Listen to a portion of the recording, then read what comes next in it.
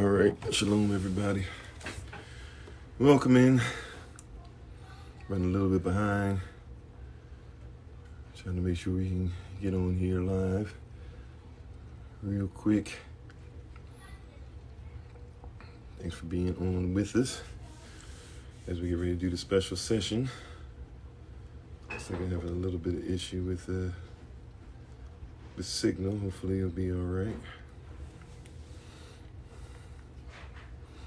And may the words of our mouths and the meditation of our hearts be acceptable in Yahweh's sight. He is our strength and our Redeemer. And it's in His name, which is His authority, that we pray, praise, proclaim, project, and protect this message. Amen. Hello, what's up, everybody? Hey, shalom. Raphael, give me 1 second. We're going to talk about escaping inner slavery, because that's really where it's going to start. Yes. Thanks for being with us again. Spending some time with us again several times for some of you this weekend. Those of you who are watching this on YouTube, we appreciate you and your time. Those who are watching this live, we appreciate you and your time. Okay. So, yeah. All right, I'm going to have to fix something real quick. Well, you know what? It might just have to be TikTok and YouTube only for this one. I'm not, because I don't have signal for this. So, we're thankful and grateful for everybody coming on. Prayerfully, you guys will come on in. Sorry for us running a little bit behind. And talk about our subject matter. Once again, we give all praise to the Most High. We give all praise to the Most High for my wife, the Honorable Maya, who lives a life that's able to be honored.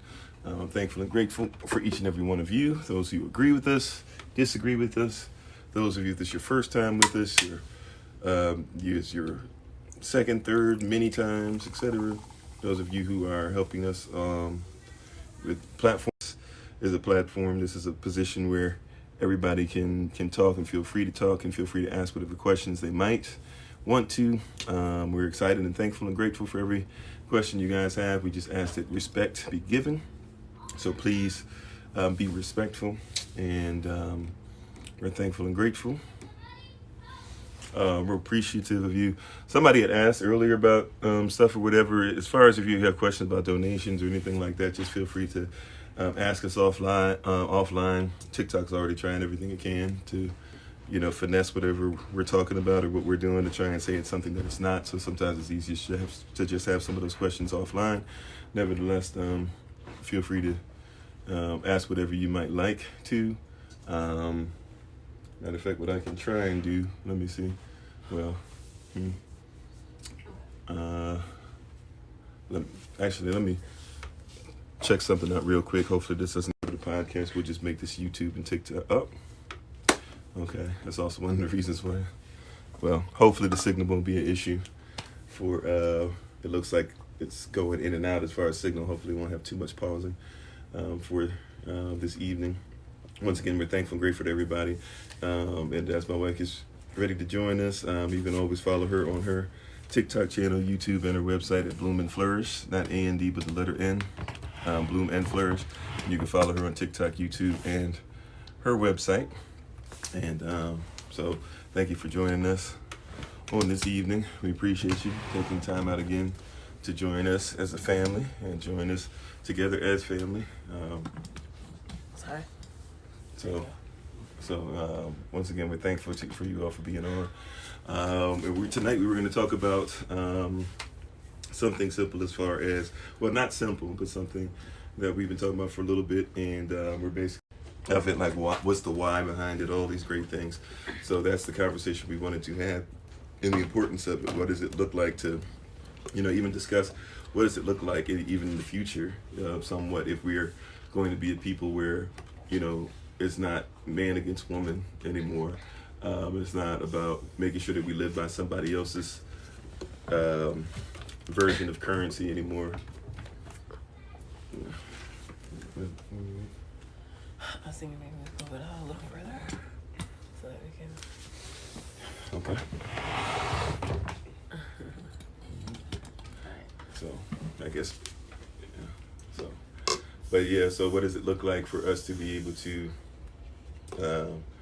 know that we can, be in a different place and of a different thought process, of a different mindset concerning these things? What does it look like to evaluate things through a different prism, through a different lens. What is it, whatever. So, that's really what we wanted to discuss today and talk about today. Hopefully, we won't have too many signal issues. I do apologize for that. Got a little different setup than what we normally might have. But we're thankful and grateful for everybody being on. So, once again, topic is escaping mental slavery. We're a little far away from the device, so I know personally I'm probably not going to be able to catch a lot of the comments, but we'll try to catch them as best as we can. Questions, comments, or concerns. If you would like to, put them in the little question mark box down towards the bottom, and when you put them down there, we should be able to get to them in in order in a timely fashion. So. Oh, I mean, I can read the comments if you want. Okay.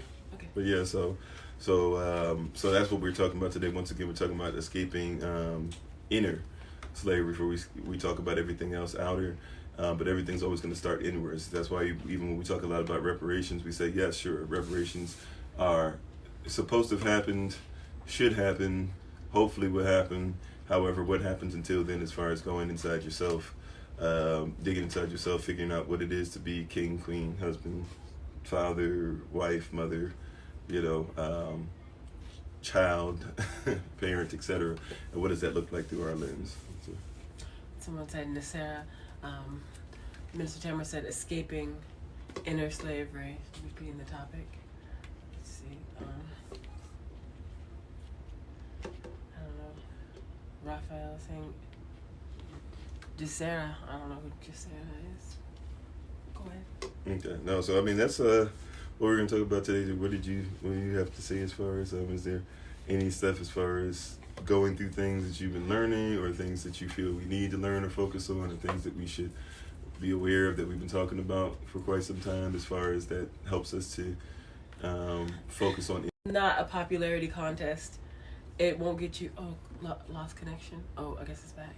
Yeah, because there's that the truth often does not win you any popularity contests, and I'm even hesitant to talk about some of the things that I've studied or learned, even though I think they could be quite beneficial, just because I could be, or someone speaking on the topics that I like to study or may think of, may be accused of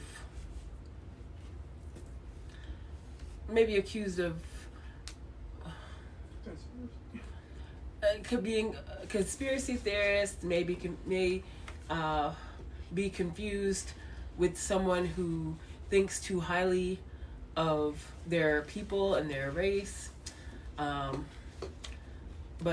truth is truth in terms of what their slavery means: letting go of certain comforts, certain anonymity, certain thoughts that you may hold. Freeing yourself from inner slavery is freeing, but freedom comes at a cost. Yeah, very much so. It's a law. It's a law that has not been enacted. See what you. Oh, okay. All right. Okay. So yeah, we can look at it later on if I'm able to. That's why we also say if you guys would like to, you can feel free to send us some of the stuff. I'm not sure how much stuff I'm going to remember, be able to screenshot everything as we're talking, especially with the, we're a little further away from the screen than normal. But if you want to, you guys have our information. You can send us things for us to get into, or if you want to put stuff in the comment section, we can try. I guess there is that space that people kind of, it's easy to get stuck in. I know I was stuck in it for years, especially doing, I guess like being in, circuit or church, circles where it's like, okay, so I'm supposed to tell you this truth. However, how far do you really want me to go with this truth? Because if I were to tell you the truth, then I have to tell you things that will really get you to say that I should get out of the pocket. Matter of fact, there is an assembly I'm dealing with, and I was dealing with at a certain point, and I began to simply speak truth about stuff as far as how often should we come together, and someone who basically didn't like the fact that it was non-traditional, or really, it wasn't even non-traditional at the time. It was going against what government officials were telling church leaders they should do. These white guys who used to be pastors and will tell you they got kicked out because they started talking truth. That was the automatic, like to sell when it became a big topic in 2019 and 2020. Again, you know, what color is Yashra'al, or who is Yashra'al? A lot of them told the truth and got kicked out. There are people who built programs, whether you're talking about somebody like I can't remember the other guy I'm trying to think of, but like Kofi Zacharias is one, or other people who might have done some stuff, by the way, if we be honest about it, but nobody cared about it as long as they were making money off him. As soon as he passes away, next thing you know, all the stuff that was supposed to be left to him or his family and his wife, everything's taken away in the name of Jesus, so to speak. No. Like, so You didn't hit the in the name of Jesus. I mean, that's what it is basically. Like, you're not doing what Jesus said, but it's like everybody knew you weren't, even if what they say about him was true, you weren't doing what Jesus said beforehand, right? So why is it now in the name of Jesus, but it wasn't in the name of Jesus while he was representing your Jesus? Because really, if you're afraid to release to others what's within you, you really become what's afraid of what's within you. You know, like really what happens is like, okay, I know this is truth. However, if I tell people the truth, what Yashra'al says in Luke chapter 12, verse 49 through 53, which we've talked about a couple days in a row now, but what he says in there, which is, hey, I didn't come that everybody was going to get along. He said, don't think that I came along that we would sing Kumbaya. He said, think that I can't understand it. If I'm bringing the kingdom, he said, division will happen because mother will be against daughter and father will be against son and mother-in-law will be against daughter-in-law, et cetera, right? So if those are things that happens, he's telling you to live in truth will naturally cause divide in more people because we're more concerned about, and I'm not trying to say you in particular, but I'm just saying, because I've been there myself. My wife can tell you there's a lot of people who I wouldn't say certain things to because I was so concerned about trying to make all parties happy and stuff, right? So that's something I dealt with for a lot of my life. So I'm talking about myself here, as well as anybody else who's dealt with something similar, that you're going to oftentimes have people who are okay with you as long as everybody gets to live their truth. And therefore, we don't have to address the truth. Everybody can sit at the same table, and as long as you feed me, I don't know, as long as you feed somebody chicken, and you feed that somebody else wants ham, somebody else wants turkey, somebody else wants beef, whatever. Yeah, somebody else is vegan, somebody else whatever, somebody wants soy, whatever it is. But as long as we all call it the same thing, as long as we say that we're all eating fruit, but only one person comes to the table and then says, "Hey, I know you guys have been calling this fruit. But, this is what fruit is. It has seed, it gets planted in the dirt. This is what it tastes like." And so now fruit has been introduced. And now somebody trying to say fruit is the standard. And everybody said, well, we've sat at the table for 40 years, whatever they're going to be addressed. People are going to be all over the place when you talk about that because you're talking about something that goes against their belief. They've been eating this, and somebody's been telling them what they eat is fruit, and this is how it's beneficial, and this is what you should wash it down with, and this is what time we eat, and as long as we eat and everybody feels like they got what they want, everybody lives their truth. But then somebody comes and says, time out, you can't all have this same thing and call it fruit anymore, especially if, like Yashra'al did, he came back and brought back the kingdom. I can't, now I'm bringing you fruit, now I'm putting it on here, and I'm telling you, and this is what's hard for people, I'm telling you based off of contextual fact. Now in your house, somebody might have been, to make everybody happy, might have just been cooking whatever everybody wanted. And so everybody was okay with that. But wait a minute, there's other households out there beside my own. Oh, wow, okay. And even my parents knew that this wasn't fruit. Why did they tell me this? No, my parents couldn't have not told me fruit. Maybe my parents were mistaught. Maybe their parents told them that you're supposed to do. Maybe their parents taught them you're supposed to make everybody's thing and tell them it's beneficial in the same way. But as we learned that it's not, it becomes a harder discussion for many of us that are here. So, that's kind of one of the biggest things that causes people to not even escape the inner slavery, because the thing that you have to give to the world, a lot of times you become afraid of because you're afraid of the reaction. So you equate the reaction to whether or not, or you basically put the value of the reaction, you try to equate the value of the action to the truth that you present. Exactly. And the truth that you present literally rocks and turns another person's world upside down. Like yours had to be turned upside down. You know, our eyes were opened by ancestors and mentors and teachers such as Imhotep, Dr. Laila Africa, Miles Monroe, Francis Cress Welsing. You know, our paradigm had to be turned on its head, had to be completely shifted. And some of us, such as Pastor, has been living with this burden of knowing the truth and living in a world, even with myself for a long time, of not realizing the implications of different practices I was engaging in, different like holiday festivals. I wasn't raised doing Christmas, but you know, I kind of got indoctrinated by association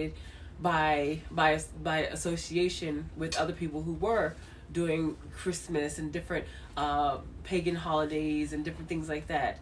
And just having someone like Pastor Kofi or our ancestor Imhotep, Dr. Laila Africa, to open our eyes is that they eloquently put forth for us the knowledge that they selflessly shared. And I do mean selflessly, because you don't get rich off of spreading truth when lies are what run the society at large.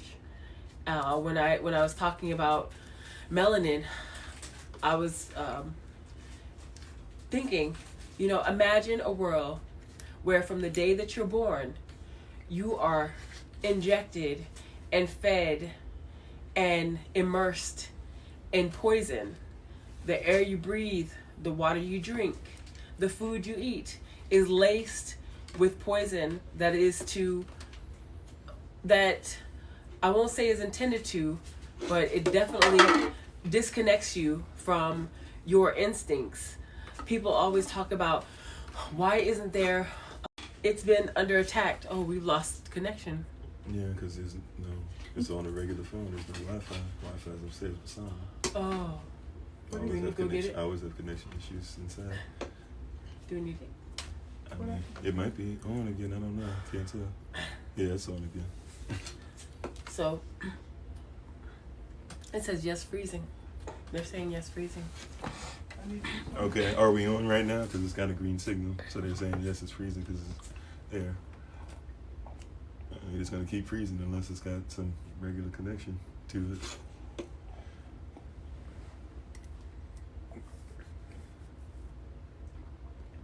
Yeah, it's on now. Well, okay. Yeah, if it's a green light, I can't always tell because of all this extra stuff on there. But if it's a green light, it means that we have connection. If it's yellow, it's probably about to try and shut off. If it's red, then it's on. So we should be all right now. Okay. So imagine a world where, but they don't want you to know that you're needed. And I know this sounds very, very much conspiracy theory and different things like that. But how do you fight a war that you don't realize is happening? How do you know? How do you see the one that's attacking if you don't see them coming? If things are wrapped in pretty packages and presented to you as nourishing food, but really it's just poison. The other day I was at the store and I was reading some of the chemicals that are within our food. It's like, what was it? Sodium dioxide, potassium sulfate, just different poisons within our food. The like red 5 and yellow 7, all these artificial connection. So it's gonna come back. We need the Wi-Fi. Where is it? Upstairs? No. Oh yeah, I think it is upstairs. I don't know. It keeps freezing. We're gonna see about the Wi-Fi signal. Apologies.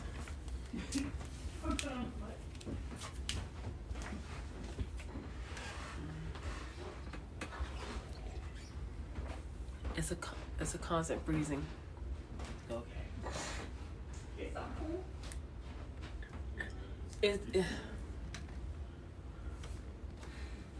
Is it on? Is it on your phone? Yes. Never mind. Go ahead and try it. Go ahead and try it. Try it. I just tried it on that. That's why the podcast isn't working because the Wi-Fi doesn't reach. Oh. But Okay. Can you bring it? I'll try and turn it. Hold on one Okay, second. bring it.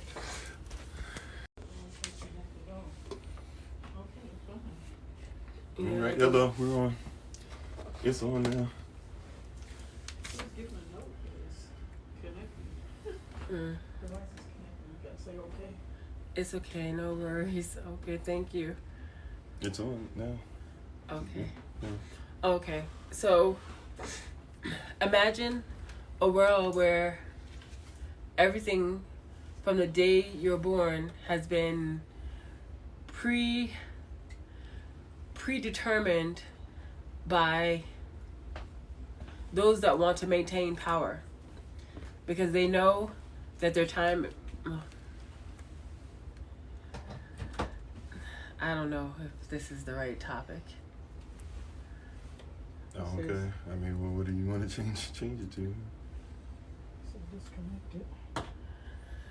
Because the powers that be know that their time is limited and that they are limited, and that in order to maintain power, maintain control, they must disconnect you from your source. They must disconnect you from your identity. They must disconnect you from your instincts, from your intuition, from everything that makes you you. They must disconnect you.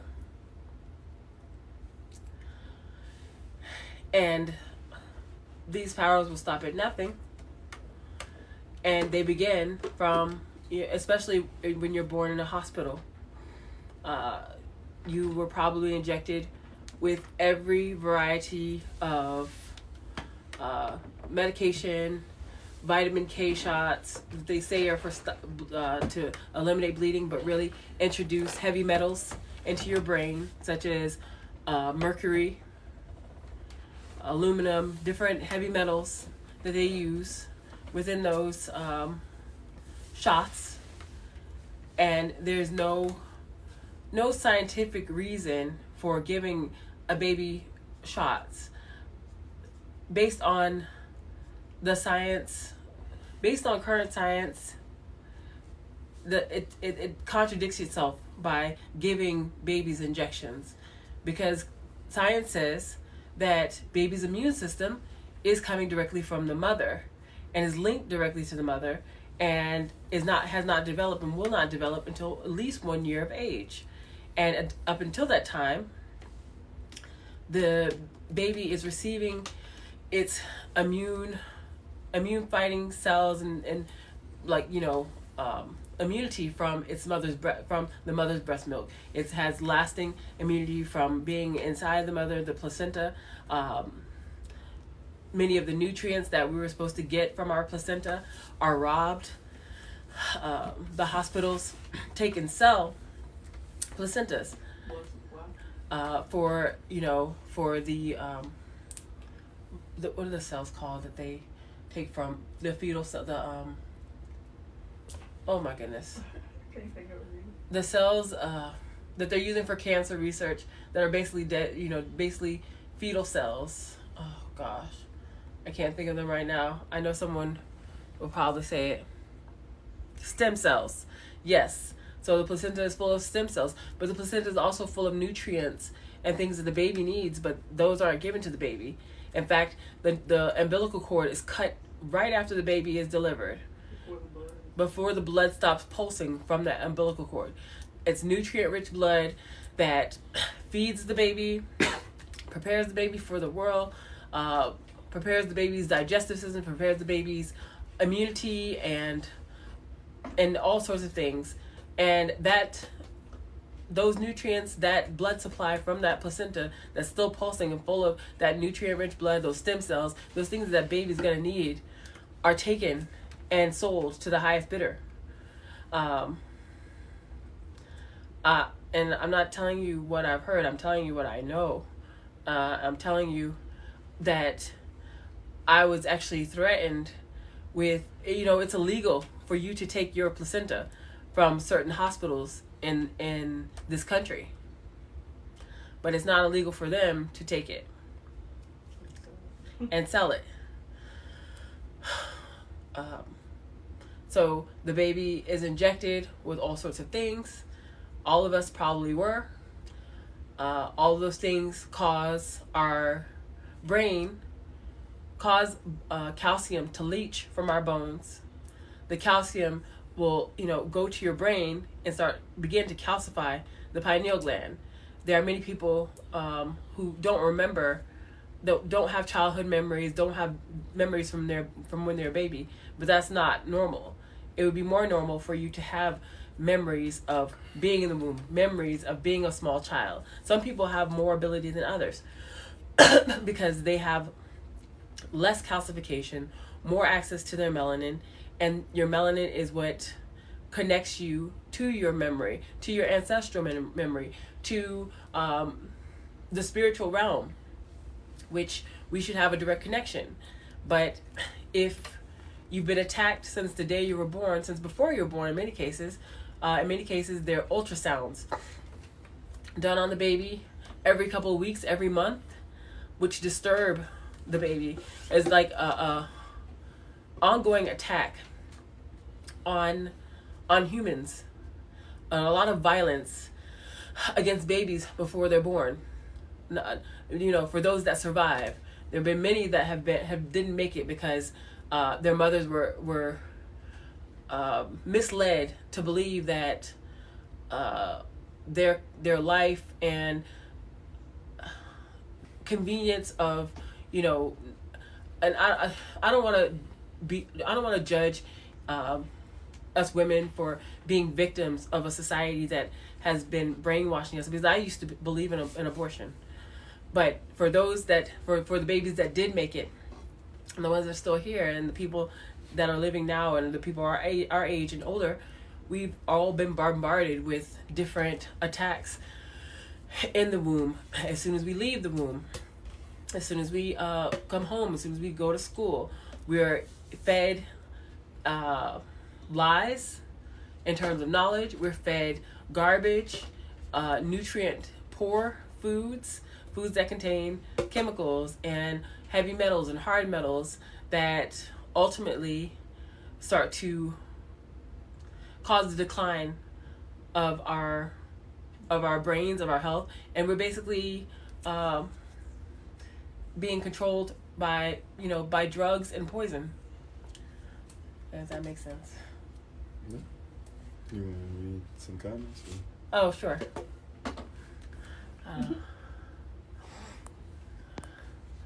See,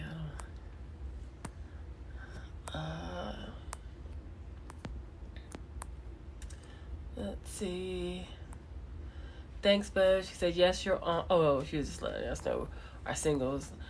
Thanks for the agreement, Foxy Mama. Firestarter said programming, yes. User 748 says you were talking right. Thank you. Oh no. Oh. Miko, oh yeah, let us know. Stem cells. Yes. Karen Wilson said truth, and they cut the cord before the processes are complete. Yes, it's a common practice to cut the umbilical cord, cut the mother. Do you know that a baby that's born via C-section will be very disadvantaged in terms of digestive issues, because your digestion is fortified by coming through the birth canal. And, scientists and doctors know that. But this whole, scheduling C-sections, basically brutality against women is very prevalent. I actually saw something the other day where it was talking about it's a very common practice for a woman to go to surgery, or even anybody to go into surgery, but especially women, and to be observed by medical students, meaning they look at their genitalia and different things while they're out for other types of surgery. A woman was talking about how she had, I think it was like her spleen, or she was having some type of surgery other than something that had to do with her her vagina, and that she had been monitored and fondled basically without her knowing, and that this is a common practice, and that it's been admitted that it's a common practice, but the doctors don't feel like there's anything wrong with it because they call it observation. So there's a lot of violence against women of all races, but our focus is women of African descent, black women. But all women are basically under attack, and all babies are under attack from day one.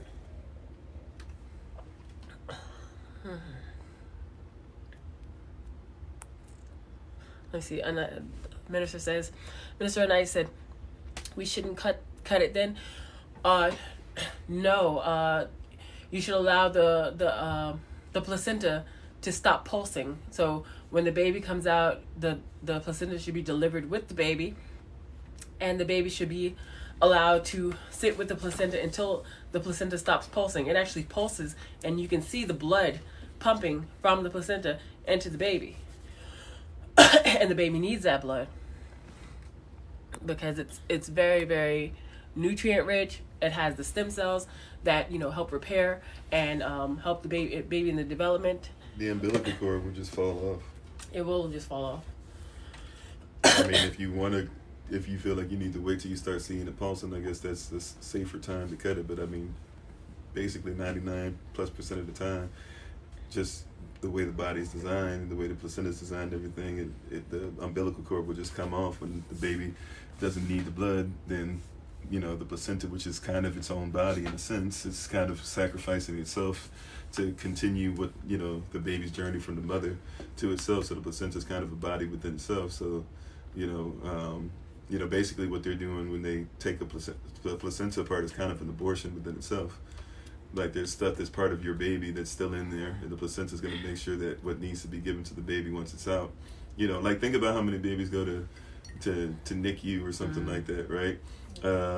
They're going there, and what do? They basically are trying to do things that the placenta should have already taken care of. Yeah. Like basically the placenta is the NICU, so to speak, for your baby.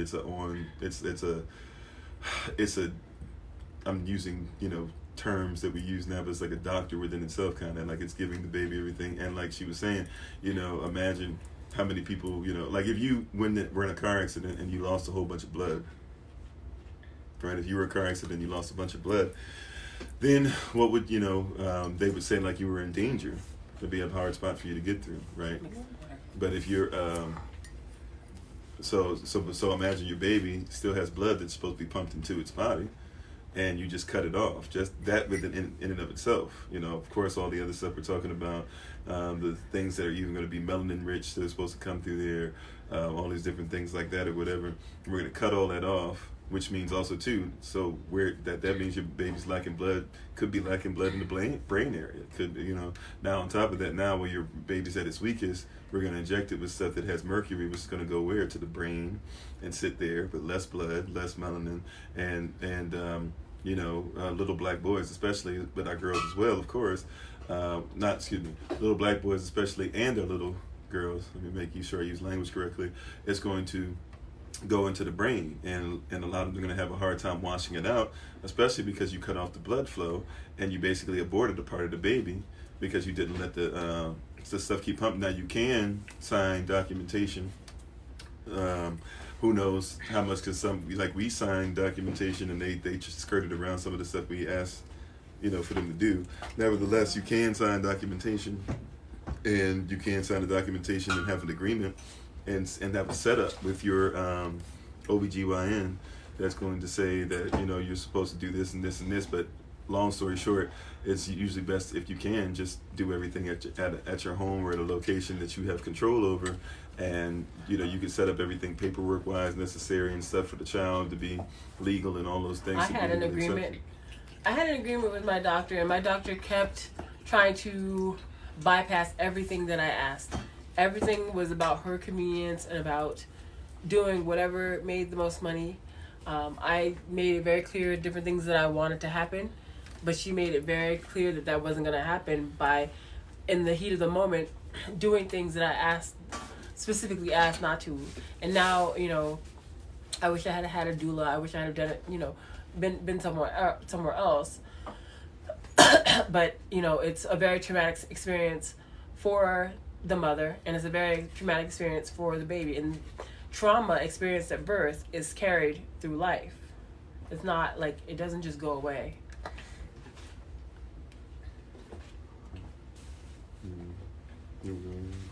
Comments? No comments? Sure.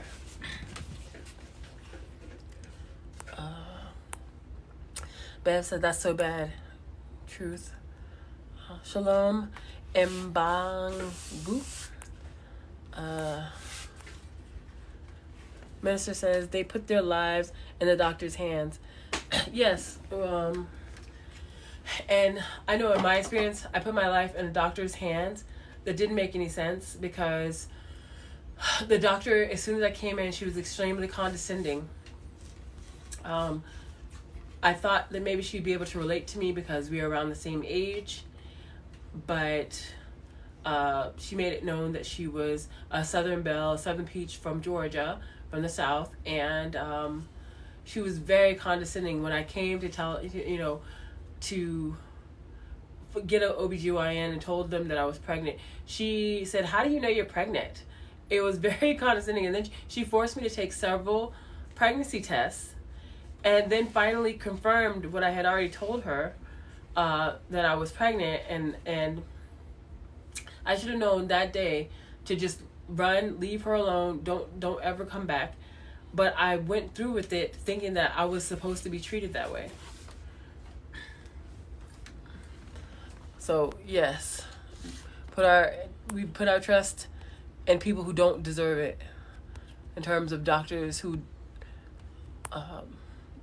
don't even have a proper bedside manner and don't care. To be quite honest. Let's see, Shea Butter said, so we spend our lifetimes getting back to ourselves. Exactly. Joy Lives Here said, do you know of herbs best for prenatal care? So the best herbs for prenatal care would be something like red raspberry, maybe passion flower, something that's very gentle. Red raspberry is considered the female herb. It's extremely gentle. You can take that during pregnancy, all throughout pregnancy. Certain herbs you can't take.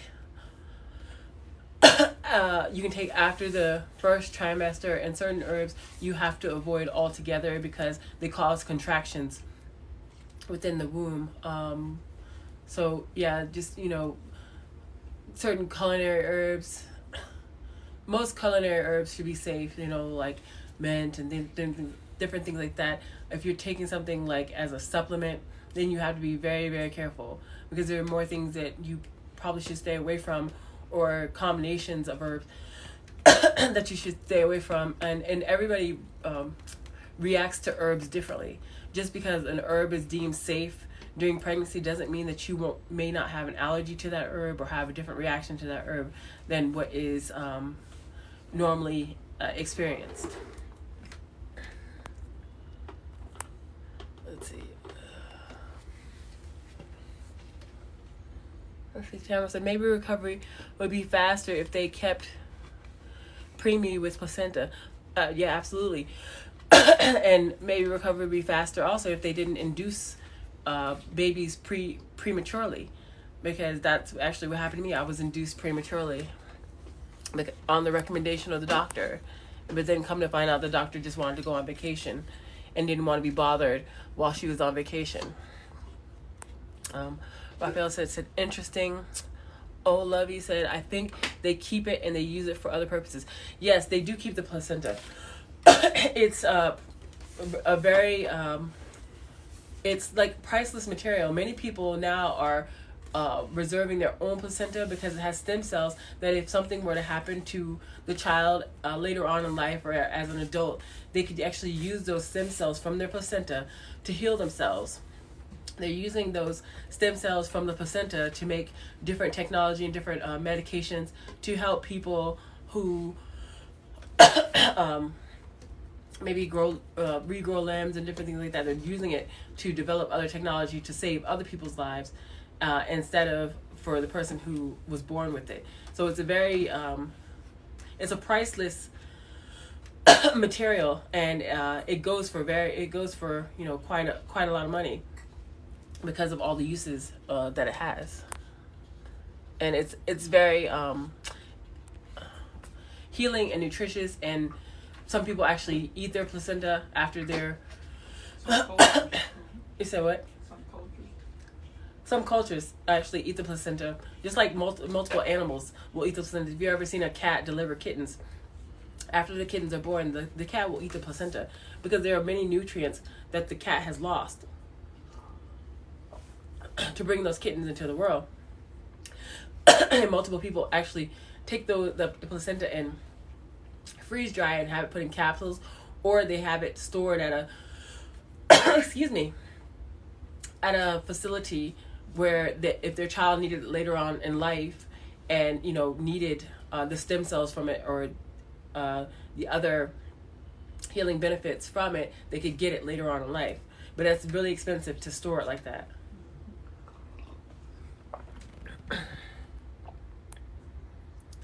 Raphael said it's a miracle. Birth is a miracle. I'm not sure. The whole process is a miracle. M. Bangu said, I've had 2 C-sections last 1 8 years ago. You think I can V back? Yes. Vaginally deliver? Yes, if that's what you're asking. It's a myth that a woman who's had C-sections can't deliver vaginally. It's a myth, and I don't know why it became something that people told women, but excuse me, C-section is usually about 4 times as expensive as vaginal delivery. There's no money in just having a baby naturally. Raphael said, Dr. Seuss, a person's a person no matter how small. I love those quotes from Dr. Seuss.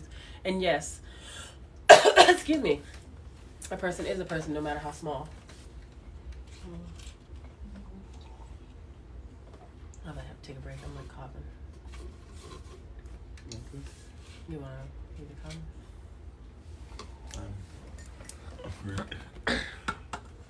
Sorry, I can't read that far, so I apologize.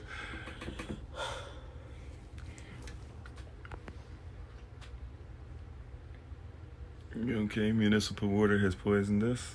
Yeah. You know it sounds strange, but some eat some, yeah.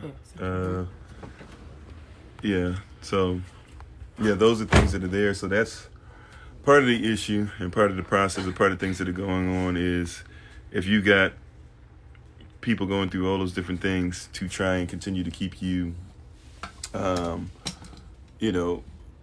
from self, and to keep you from where you're supposed to be and what's necessary and what's needed, then you're going to be dealing with a lot of different things, and once again, trying to escape inner slavery is a process, even from starting at the womb. And a lot of times we wait until the baby's what we deem is old enough, but the baby's old enough, not just at the time of conception. Remember, the Most High talks about the fact that he knew us before we were even in the womb. He knew us before our parents even met. He knew us before the very foundation of the world, of the cosmos with a C, even the cosmos that we're trying to be in but not of with a K, right? So if he knew all those things about you, it gets to be to a place to where you have to comprehend that if that's all that's being, we're just talking about the beginning, a lot of this stuff is not even in the beginning, and take hold of what's being talked about. Even when we mentioned earlier about when you look at abortion and you look at what's done to the placenta, it's the same process. You're dealing with something that's supposed to be part of your baby, and they cut off part of your baby. Think about that, right? They're cutting off part of the melanin enrichment. They're cutting off part of the blood flow. They're cutting off part of the things that will help with endorphins. They're cutting off things that are going to help with the neurology, the neurological systems rather. They're cutting off things that are going to be there to help as far as fighting disease. These are things that are being cut off. You're cutting off part of a being. If all that's done before you get out, we keep thinking about the this stuff that we call enslavement or being in this weird system or dealing with negativity or things of that nature, our mindset is that we think of these things as hey, it's happening to us now. We forget that this has happened to you before, that there's a system. Remember, something systemic is something that's guaranteed to happen whether you feel you're putting full participation in it or not. That's like when we talk about systemic racism or something, people say, well, or somebody hears about a term such as white privilege or something, and somebody says, well, I'm not privileged, I went through hard times. Nobody's saying that just because, like, you could have been through hard times, you could have been homeless, you could have had neither one of your parents, right? Now watch this, if you and I both show up to a job, right, and the job hires you because you look one way and I look another way, they don't care that you didn't have your parents, and it's the same thing. Like, you have to understand there's a system that's at play. Whether people, some people say, hey, I'm not racist, this or whatever, or some people say, look, I'm not somebody that hates my own people, blah blah or whatever. But it's very often during a live, I have to make sure that I find something that's Eurocentric to back up something that's Afrocentric. Well, why? Because we've been trained to say that even if it's Afrocentric, I need to make sure I find somebody white I can quote. It's the same thing, from before birth. We don't think of it this way. Our children didn't just start learning to speak and to hear as soon as they came out the womb. They were already doing that, right? Our children have DNA memory. They were learning. We don't think about this, but your great grandchildren are being directly influenced from the sperm and the egg that still have yet to meet. This thing is deeper than just, we have conversations and we always think about things having to be on a timeline, as far as within this particular time frame, in this moment. We don't really think outside the moment. These things are happening constantly and consistently all the time, and you have to start thinking about it as far as eternity, right? When I do something, and people don't think about it this way, but the reality is, if I do something now, we don't even, because we it's hard for us to even think about, if I do something now, it affects the future. Think about the fact, if you're in eternity, technically, if you do something now, it affects the past. It's all interconnected, and we're trying our best to only deal with it from little bit to little bit. So, once again, dealing with this stuff, it starts when you're young. It starts with a mindset when you're young. It starts with training while you're young. It starts with the way that you approach things as far as the system while you're young. It's going to deal with those things, while you're younger. And really, for some of us, even while we're young, talking about even this rebirth, if you will, this being born again, if you will, coming into a knowledge of truth, being rebaptized, if you will, being baptized by fire, learning, all these terms that we hear. It's talking about a starting point. We're restarting where we've been, and once again, you've got to come to a place where you recognize that truth is going to cause you to be separated. The only way for you, the only way for you to agree with the world is basically you've got to agree to not be separate from the world, and it's really agreement. One of the most powerful words to ever exist, right? Agreement is your signature. Agreement is when you speak your name. Agreement is when you give up your authority. It all starts with agreement, and it even starts with those of us who are supposed to guide and lead the next generation to come. For they don't necessarily, like, a lot of times the way the system is set up, they're not going to do things because they even agree. And then they'll flip it on you. You got to be careful. Your child now comes out the womb, and they tell you don't have your child say what gender they are, right? They'll say that they didn't agree to it, which sounds like it even agrees with what we would say as far as agreement, right? However, if that's the case, then basically your child, why do you not agree with the child being of the sperm and the egg and the XX or the XY chromosome and all those things that seem to be in agreement, and the things that child has become and what that child has birthed into? If you feel the child did all that on their own, then why would you not be in agreement with what the child presented themselves to the world to be? Because they're not even in agreement with their agreement. You got to comprehend, the inner slavery is really coming from a place of somebody has something in place where your child is going to agree to be something else. Your child is a male. Your child needs to agree to be something else. So what they're saying is now they're attacking before the child even comes out the womb. Once the child comes out the womb, you're no longer male, you're no longer female. you are genderless, and now as you're genderless, we'll put you through school and you remain genderless, and we'll teach you what it is to remain genderless, and we'll tell you that you're more educated by being genderless, when the reality is that if you can't even get your gender right, if you can't even get, and gender, by the way, is different than what people talk about. Gender are correct when they say that gender is not sex, because people are correct when they say that gender sex is male and female, because sex deals with marriage. So sex is male and female, that's very true. But gender is simply just the style in which males and females operate in their culture. So what they're saying is, don't learn your culture, don't learn kingdom culture, don't learn what your culture says you are, don't think about what your ancestors and everybody were brought up on. We want you to be in a system where you don't know what's what. That's Willie Lynch syndrome. That's stuff we're talking about, the Deuteronomy 28 curses and things of that nature. Okay. So those are the things that are being talked about and being. I was just saying okay because it seems like we were doing that all night, going back and forth. But basically that's what you're dealing with is people having to fight about who you are. It starts from there. It's easier to enslave somebody. Remember, Willie Lynch said the goal is not to take the person. He said we want to keep the body, but we have to take the mind.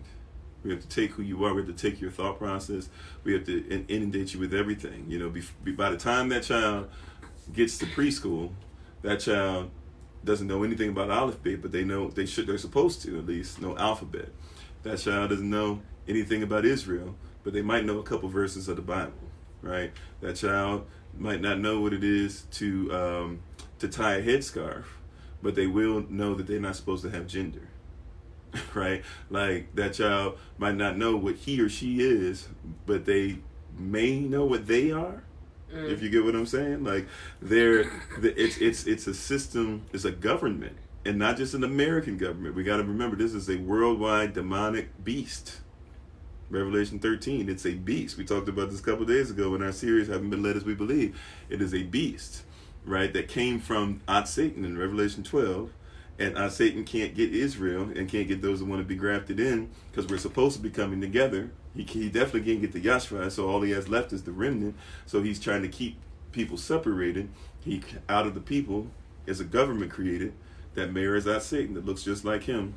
And therefore now you have the second beast, which carries this Caesar Nero spirit that allows people to keep on doing the things that they are.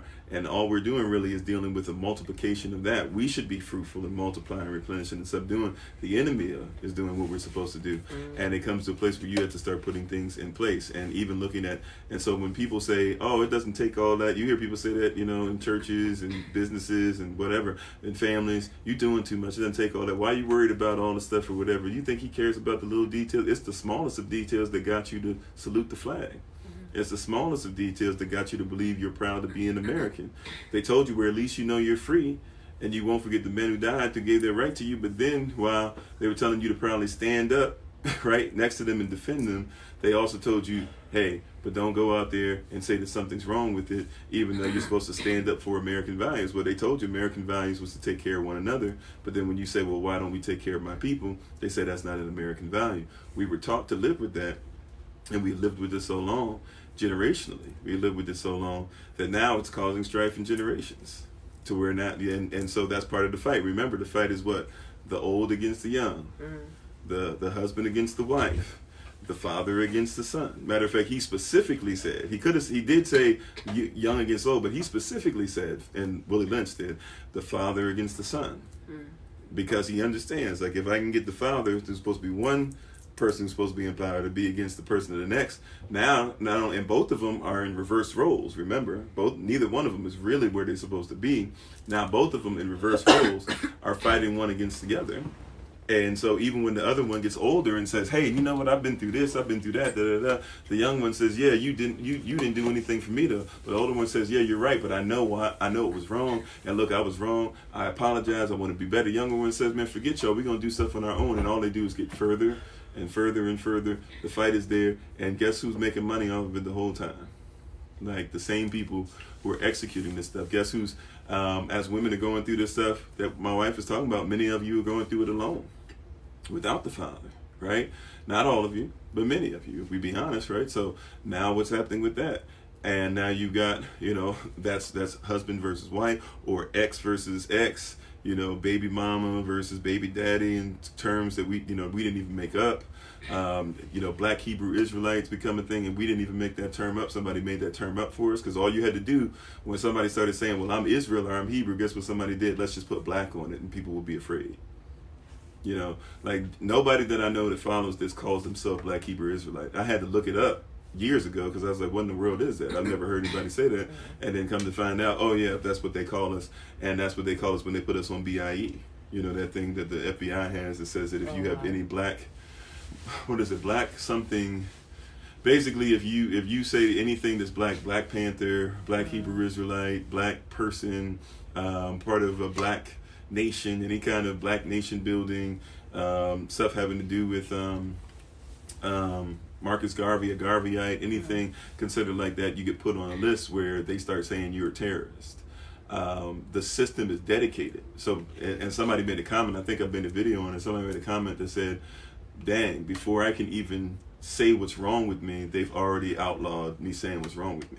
Wow. Like, that's the system that we're in. This before I can even say, hey, this is jacked up. What's happening to black people? Somebody said, oh, he said black? We already got the FBI on it, because that's wrong. And that's been happening from Hoover, 1920. We're talking about that was already start putting in place. We're in 2021, over 100 years. And it was before then, obviously. But I'm saying the FBI officially came out and said in 1920, yeah, if you start talking about this stuff, we got to come and get you. Well, it's like, how do you maintain control? How do you manage a project? How do you manage your life? You break things down into small, bite-sized pieces. You divide and conquer, as they say. It's all about division. It's all about control and power. And the only way to control and overpower anyone is to cause division. I'm sorry, I'm going to be real brief, but you just said something I want you to say, because you can probably expound on it. She just said, how do you cause division and stuff and all that stuff? Well, you divide and conquer, and you do it in small bits, right? So that's part of the answer when people say, well, how do we get out of it? One of the things you do is you do it in small bits. You take it back family by family. You take it neighborhood by neighborhood, city by city, live by live, whatever. That's why the smallest of people deal with shadow banning and things like that. People think, oh man, people always go, oh, you only got, people be like, you only got 150 followers. What do you mean they're shadow banning you? You deal with the smallest. You stop it on the smallest level. I'm sorry, but what you were saying, I was just thinking that works on both ways. Yeah, definitely. And it's all about identity and humanity, and remembering who and what you are, who and what the Most High's creation is. And the whole, from what I can see, looking at the way things have played out and my knowledge of history and the lessons that Pastor Kofi has taught me and the lessons that, the ancestors and multiple mentors and teachers have taught, when I put the picture together in my head, it's about making someone else less to make yourself more. It's about dehumanizing, removing the identity. Right now, we're in a phase of removing identity. Before, it was evolution. And evolution is still like this persistent topic and theme.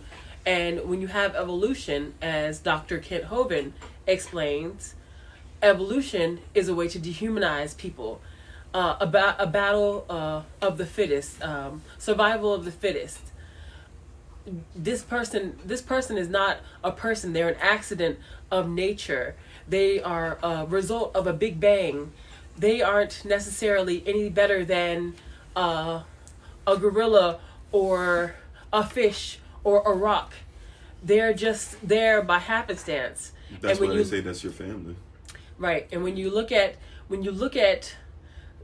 the way we treat animals, when you look at the way we treat the environment, when you look at the way we treat ourselves, you start to see we have allowed the idea of evolution to be a toxic part of our culture. I've found myself saying, oh, we need a war to limit this population because, things are getting out of control. There's not enough resources. This whole lack mentality, divide and conquer.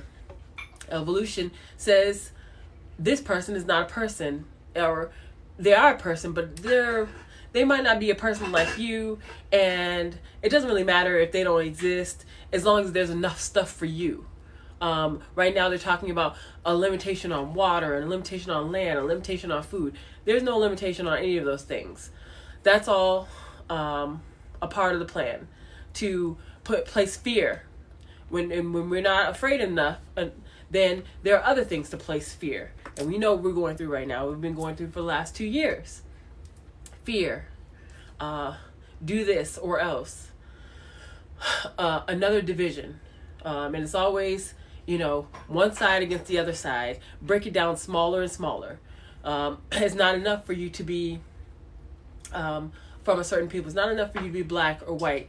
It's not enough for you to be Democrat or Republican. It's not enough for you to be pro choice or pro life. It's not enough for you to be climate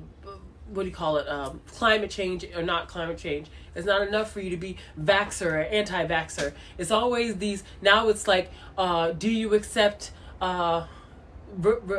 removing your pronoun or allowing other people to define your pronoun?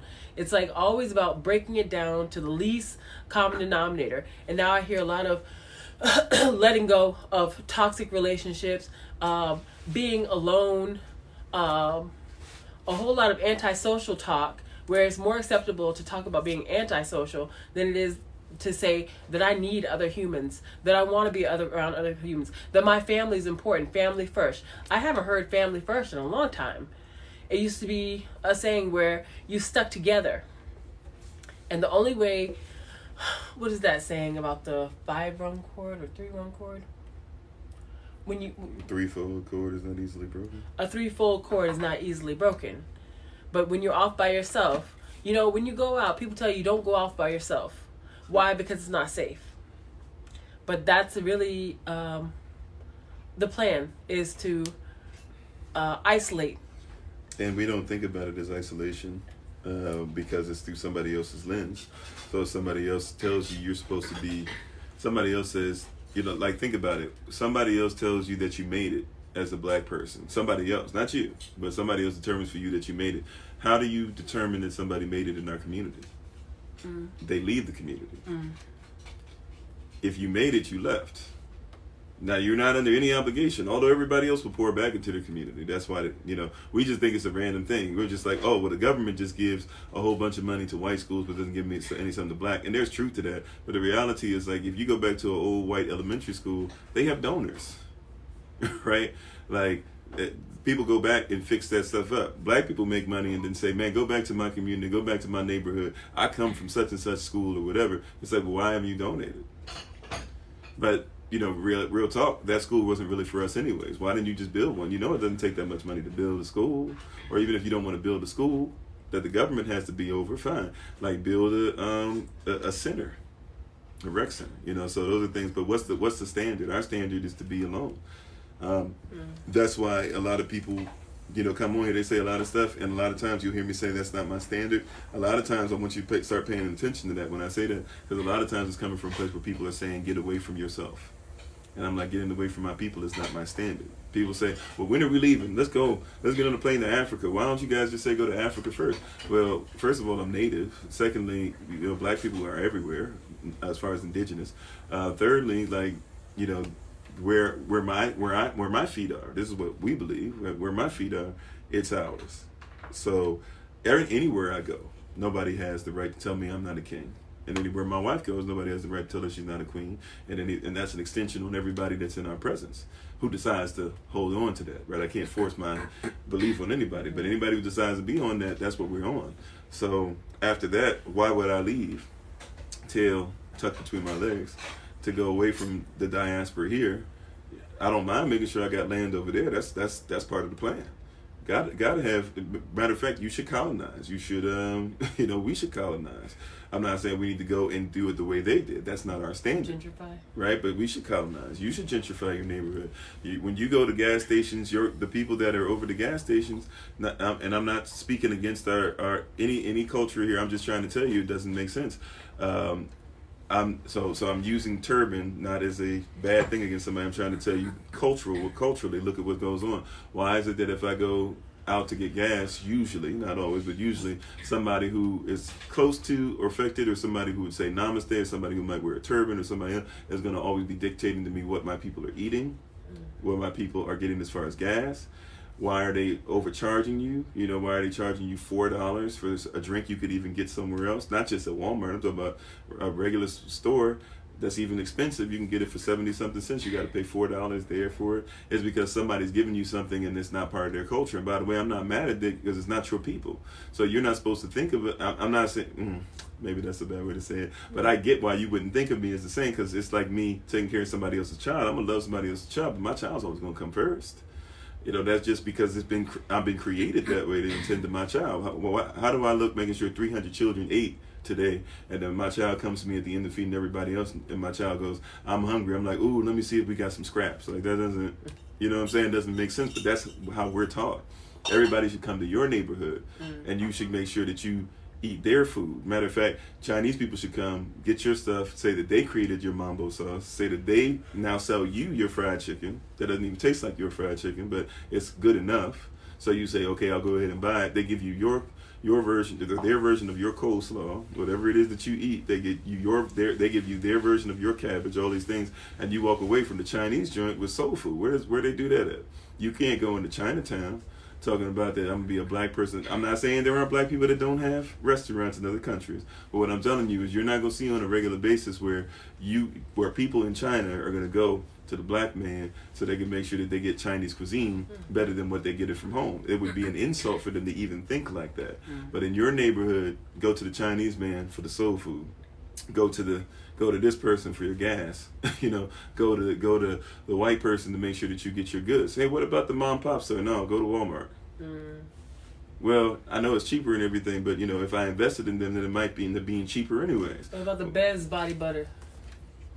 Yeah, you know, Best Body, but heck, you know, and you can get it. You know, we've been telling people for a while now. Let us know. You know, we got somebody here who, and that's part of updating the website, which we've been behind on too. So that's on me. You know, but nevertheless, like we've been telling people outright, like instead of going somewhere, we can get it set up to where we can probably help out with stuff or whatever, and make sure that for the same price or pretty close to the price, you can have body butter shipped to you or whatever. But somebody's gonna go somewhere else to get, what is it? It used to be a black-owned one. What is it? I used to use it. What, Carol's daughter? No. Used to buy it from the store for hair products. Kantu. Okay. Kantu, but that's been sold a long time ago. So it's like, you know, so even when you go there, that's not free. Matter of fact, it's watered down now. It's not the same product. So, but we'll go to everybody else for stuff that you already have the power to do yourself.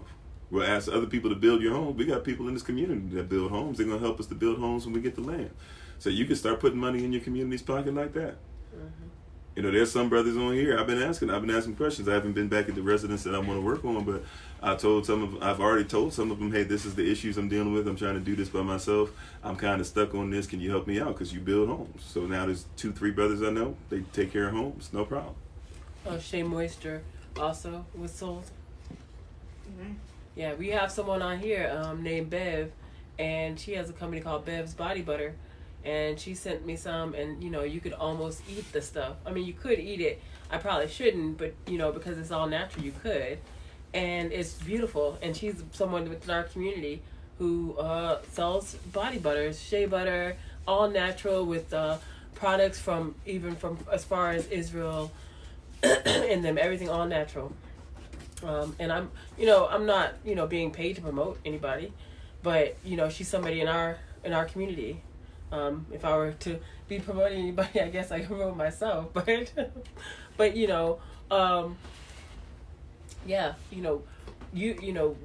tapping into our own people to provide our resources is only natural. It's what every other community does. And it's only natural. That's what you would do if you have a child. But once again, you've been taught to go away from your own nature. Somebody else has a child. You're in their community. Their child takes up the family business. We don't even have a family business, and we say, go ahead and fend for yourself. Child gets a certain age. I don't know why you're still here. Go ahead and find a job and move somewhere. You know, I was told in my family, straight up, like, if you aren't in college, basically, like, you better have a job, and if the job isn't really of value, you better go do something. That's one of the reasons I joined the military. So before I even left high school, I joined the military out of, I don't know what I'm going to do. So I did really well on the ASVAB, could kind of choose whatever I wanted to do. So I said, okay, I'll go in the military and I'll serve. And went and served. Like, but I, you know, it wasn't a want. It was just, hey, I got to do something. And all it did was take me further away from culture. And it was interesting when I went further away from culture, my people looked up to me up until I realized, wait a minute, they don't really look up to me because now they're saying I'm the man and I'm this, you know, as far as the man in the negative term, you know, like you're the same as the police, you're the same as the government, and they weren't wrong, right? But I was trying to do what they were telling. Nobody's going to help me. Nobody showed me how to invest, even though I grew up with people that invested. Apparently, I didn't know this until like, you know, 4 or 5 years ago. But apparently, I grew up around investors. Apparently, I grew up around people. You know, well, I did see husbands and wives that worked or whatever. You know, but apparently, I grew up with people who, you know, were trying to study some of this I was trying to study, but nobody talked to me about it. Like, there's a lot of stuff we're not geared to make sure that we do this. There's another video I shared a while back ago. I forget the brother's name, black Muslim brother.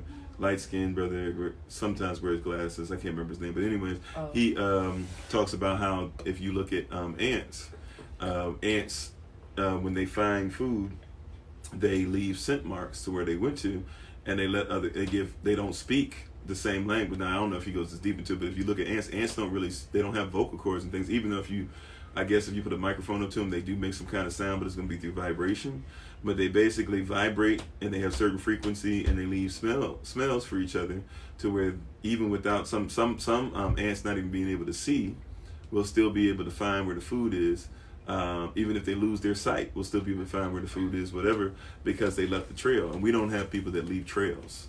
We don't have people that leave stuff that says, okay, I'm going to go from, you know, I found out what it is to be a herbalist. So I'm going to leave a trail for the next generation of herbalists, right? I know what it is to be a wife and a great mother. I'm going to leave a trail now for the next generation. Matter of fact, the next generation might be a generation that's not the same generation in age, right? So there's tons of people we talk to that are older than us. It surprises me a lot, you know, but there are people that are older than us that will reach out to us, and I've gotten comfortable with that, or at least more comfortable with that now, to where, okay, like, so people that are older than me, they're saying, hey, leave me a trail. Like, tell me, you know, Brother Dennis blesses me a lot when he comes on. He says, sitting at your feet. You know, that's an honor to have an elder. Basically saying sitting at your feet means, you know, I'm learning from you. Like, teach me. So, like, you know, he'll say things like that to encourage me a lot. And that means a lot coming from an elder or Pastor West. From not Houston, but, you know, about 2 hours outside. I forget the name of the city. Shoot, they got their own land and stuff anyways, but you know, I forget the name of the city that they're from. Is not I think it's 2 hours from Houston, but nevertheless, you know, he'll say things like that, similar to that, you know. So I love to pick his brain, just talk to him. But a lot of times it's an encouraging conversation. You know, he's leaving me trails while he thinks I'm leaving him trails. He's actually leaving me trails, and that's how it should be. He's, you know, he'll just remind me every once in a while, hey, I know you're not ready to move on this and that, but remember what I told you about digging the well, and remember what I told you about finding the land, and remember, you know, if you need to call me about something, you call me first. You know, don't listen to somebody else. Like, I've done it, so I can tell you this is what you're going to deal with, and I have to deal with these, you know, people who are racist sometimes, and I'm gonna tell you this and blah. Like, you know, he's giving me trails, and we're honoring and blessing each other, and that's going to be part of how we get out, instead of pulling each other down, you know, like crabs in the barrel and stuff, or holding each other down. You know, and unfortunately for crabs, it's a natural reflex. You know, it's a natural, when you get to that crab set, like, it's a natural reflex. Like, they do that in what we would call the wild. It'd be their civilization. But, you know, when crabs are in their environment, that's what they do. We think it's just, when they're in a barrel.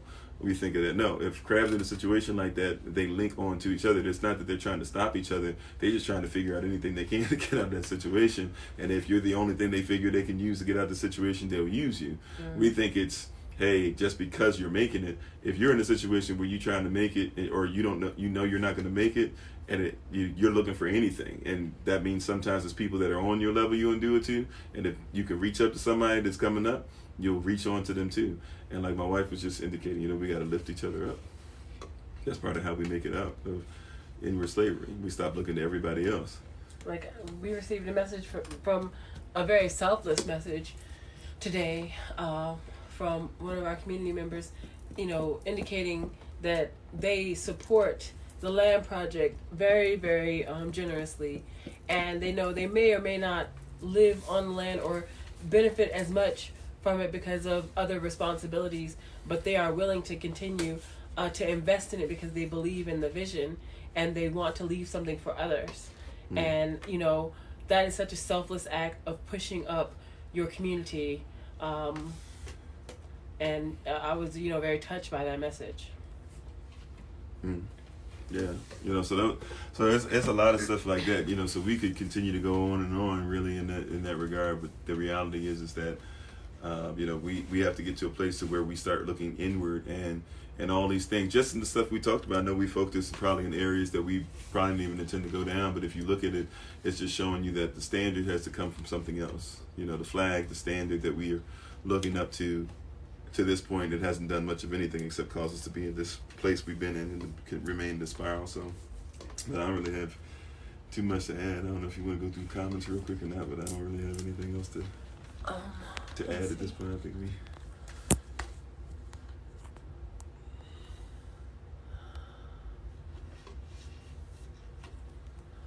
Let's see.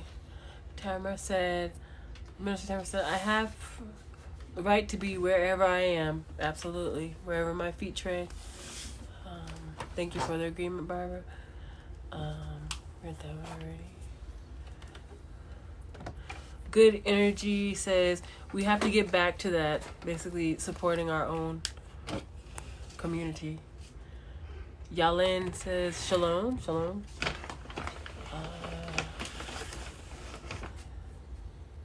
A lot of agreement. Good Energy said, this is unprofessional and we must value the ones who support our businesses. Bangu says, wonderful. And Bev said, amen. Hey, Bev, could you drop your link for your body butters? If you would like to allow people to contact you to get body butters. Let me see my laptop. Your laptop. Don't worry about it.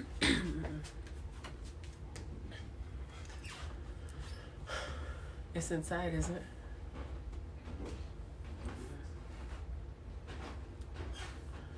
Do you want me to close? There's no more comments.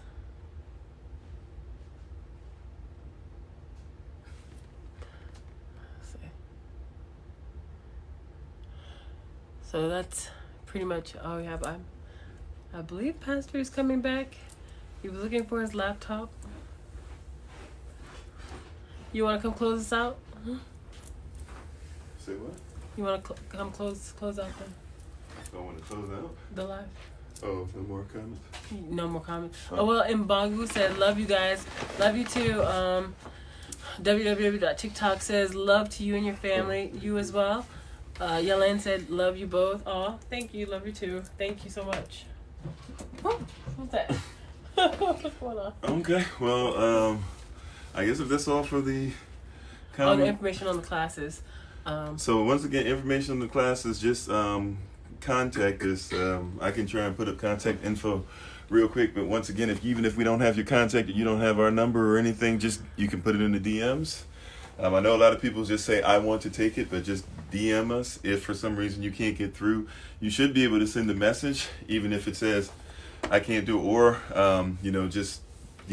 become, if you are somebody's part of the community, they call it following. If you're somebody who comes up on their system as a follower, then you should be able to DM, and I should be able to make a decision on my end whether or not I can look at what you send in the direct message. So you can send a DM that way. If for some reason that's not working, here's some information for you real quick. At the top is hashtag FindKofi, hashtag FindKofi. You can find us on pretty much any platform across the board. Just by typing that in, you can Google that. You can also go to Kofi-Ofori.com, Kofi-Ofori.com. You can also text us at 410-714-5078. At the very top is our Cash App. It's $FindKofi1. The Cash App is $FindKofi1 if you'd like to offer a donation. I don't mind asking for money.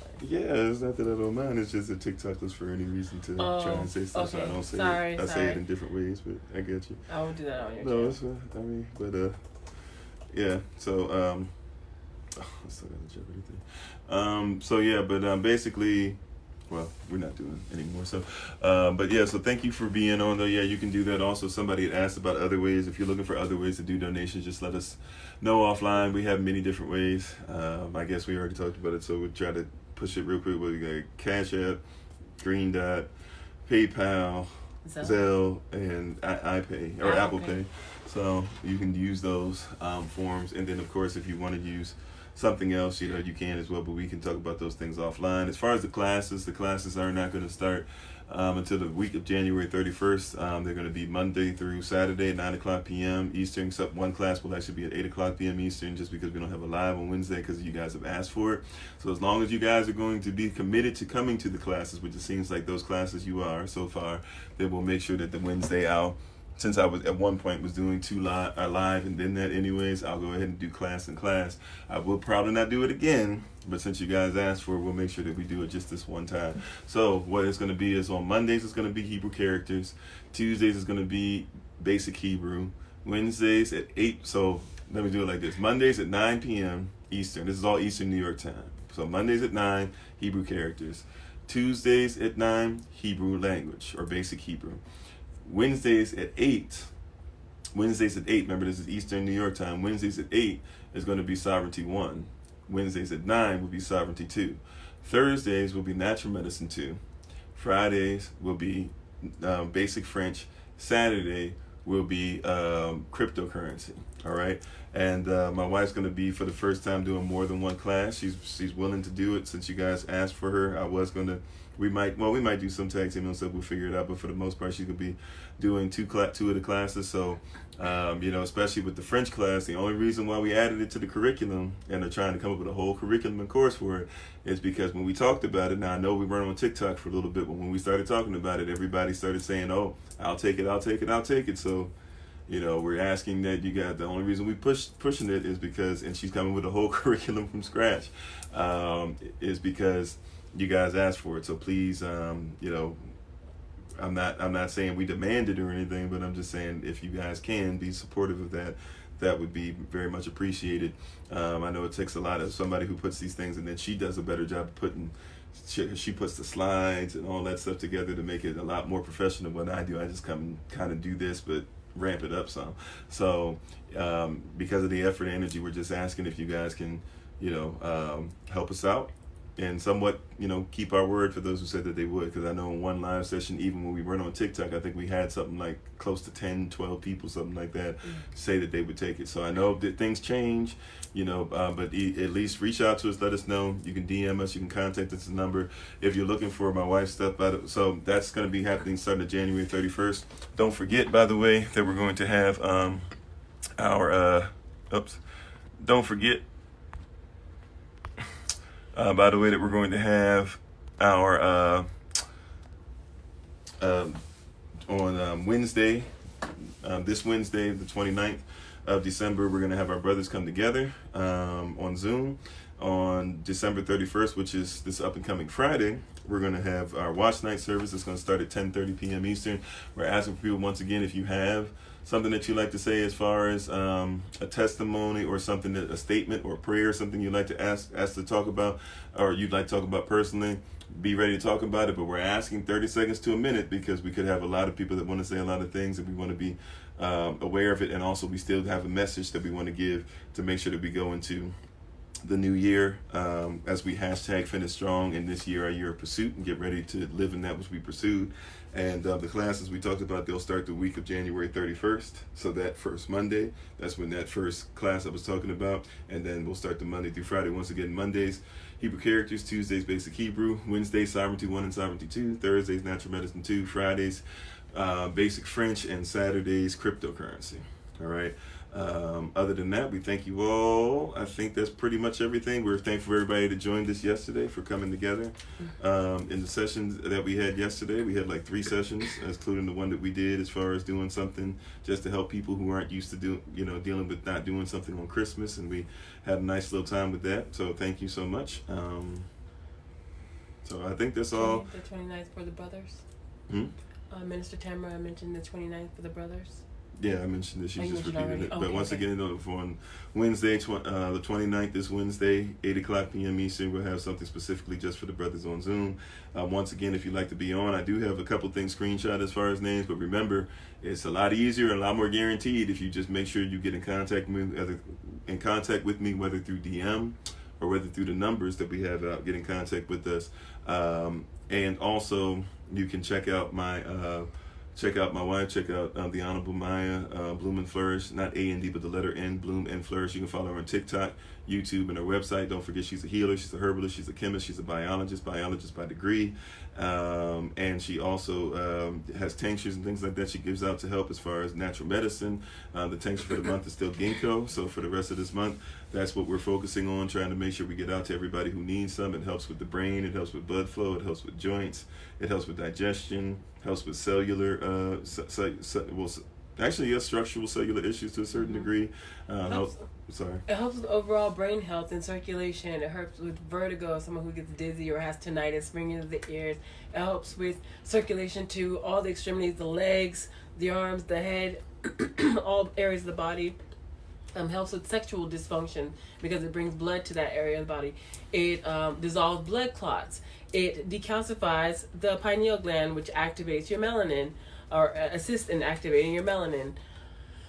There are just so many things. And it prevents you from having things like Alzheimer's and dementia or neurodegeneration.